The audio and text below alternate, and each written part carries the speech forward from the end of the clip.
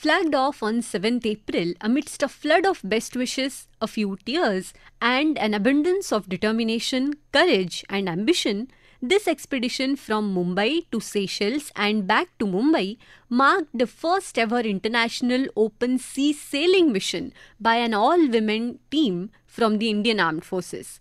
The crew is currently undergoing rigorous training for the upcoming circumnavigation at Marve in Mumbai. The experience of being out in the open, rough sea for nearly 2 months has instilled in this crew, under the leadership of Captain Dolly Butola, a deep sense of confidence and resolve to complete the circumnavigation with flying colours. Elaborating on the core idea of this mission is Captain Dolly Butola. The basic idea behind this expedition symbolizes the spirit of courage, self-reliance and jointmanship. The primary idea behind this transoceanic voyage is to promote gender empowerment in the armed forces and demonstrate the capability of women officers to operate independently in high risk and demanding maritime environment, to take on unconventional roles. This also reinforces the importance of inter-services cooperation while showcasing India's growth in maritime outreach and commitment to oceanic exploration. As this crew geared up to embark on their first ever international sailing expedition, the officers were assigned various responsibilities. However, the primary and collective responsibility was to keep Triveni afloat and to maintain the physical and mental morale of the crew. Highlighting this larger role is Lieutenant Commander Priyanka Gusain. So on board we don't have any fixed role because there are so many things which you are required to do on board. You can be a plumber, you can be a chef, you have to cook, you have to clean. So you have to do everything on board. And the idea of not giving one particular job to one person is that in case of any unforeseen circumstances, anybody should be able to handle anything without depending on other. So on board we do everything. All of us do everything. Despite thorough training, the journey from Mumbai to Seychelles and back proved to be very, very challenging. Let's hear more about this from Captain Dolly Butola. One of the challenges we faced was there was a rope that got stuck in our propeller. So going inside water, so there is a fear of, unknown in the depth of ocean. Squadron leader Shraddha, she went inside the boat and she got the wire out from the propeller. Another challenge was there was some issues with our mast. So I had climbed the mast during the complete voyage 5 to 6 times.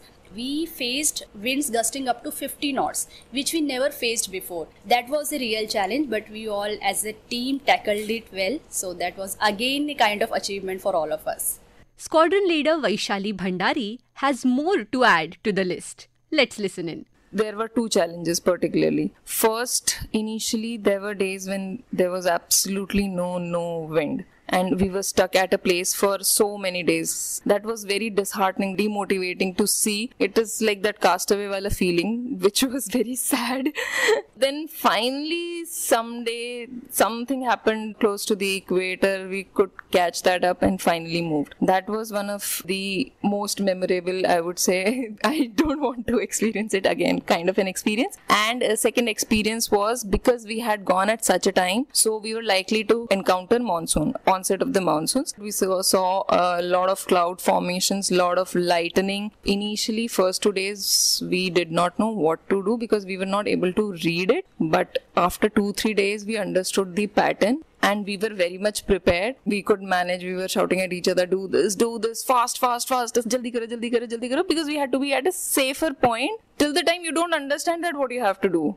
The return journey from Seychelles to Mumbai was more challenging than the first leg of the mission. Representing the returning team, we have Major Tanya Banerjee. We had envisaged a lot of contingencies that okay, ye hoga, wo hoga. But जब आप boat पे रहते हो, everything that you could have thought of before going there, we were at a loss. Then we had to plan new ways. I can say during our return leg, every equipment failed at least once. We were able to repair that sometimes over a period of 2 days also. But then that is where our knowledge and trial and error methods, everything came into play. There was a lot of coordination. We would shout and fight amongst ourselves, but eventually काम तो कराना है, because वापस तो पहुंचना है. Like everything that could go wrong, went wrong. We are so proud that we could overcome because we are more confident than ever. For Lieutenant Colonel Anuja Varudkar, the challenges they encountered also carried an element of fun especially when it came to cooking. Let's hear from her. The initial, it was very easy. 10 to 15 knots window there, pleasant sailing was going on. Sea was also not that very rough and all. So we sailed quite some time nicely till the equator. On the equator we were stuck because there was no winds at all over there. Only swells, no winds. So that was one time of 2-3 days when we faced that. And after that we came like a rocket. Issue was with cooking, with all these sails and the boat rocking and pitching and yawing, and how to cook in that was the greatest challenge. So till equator we had very good food. No, Suresh Sham we had got nice khichdi and then chilas and parathas happening. In those swells we could not. It was fun as it is. We came rocking. In all the challenges faced by this crew, Squadron Leader Vibha Singh, who was also the Deputy Expedition Leader, sees an opportunity to prepare better for the upcoming circumnavigation. Let's listen in.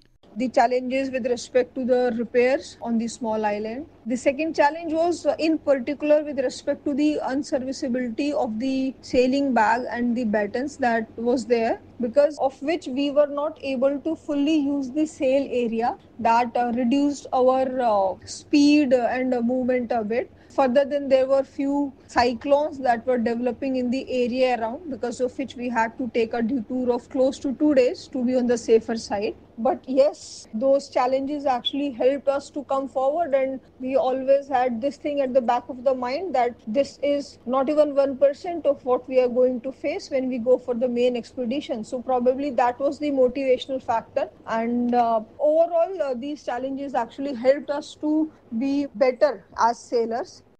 Reflecting on this period of nearly 2 months, the officers shared different insights and unique perspectives on their experience. First up, we have Major Tanya Banerjee, who describes this voyage as unforgettable and shares a thrilling story. This was an experience which I don't think any of us will ever forget. When we say mountainous seas and immense winds and all, that's exactly what we saw during this time. And the boat was literally flying, and I'm 171 centimeters, that is 5'7" feet tall.